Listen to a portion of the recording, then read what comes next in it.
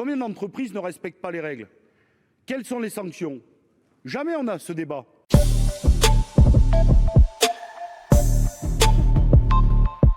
Je voudrais rassurer Monsieur le ministre. Je ne suis pas tout à fait rassuré par rapport à sa réponse. Parce que la question, elle est de conditionner les aides.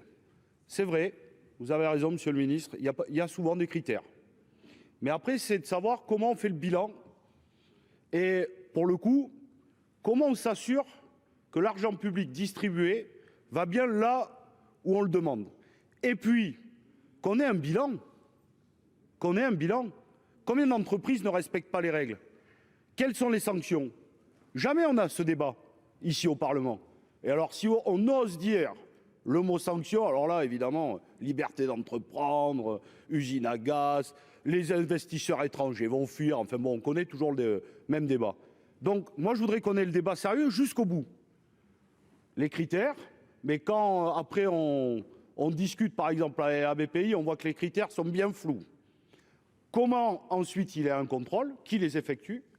Et puis, qui dit contrôle, dit qu'à un moment donné, il y a un bilan qui est dressé. Donc, il y a beaucoup d'entreprises qui jouent, qui respectent la règle du jeu, mais d'autres non. Par exemple, j'ai posé tout à l'heure, Monsieur le ministre Le Maire, une question à Monsieur le ministre de l'Industrie, Monsieur Lescure, sur le CIR.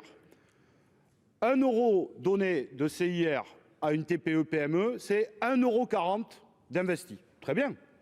Mais pour les très grandes entreprises, 1 euro de CIR donné, c'est seulement 40 centimes investis dans la recherche. Donc, où passe le différentiel des 60 centimes? Par exemple, ça serait intéressant. Qui effectue ce contrôle? Comment on le fait? Et est-ce qu'il y a sanction? Vous voyez? Par exemple, c'est une bonne question. Je vous remercie.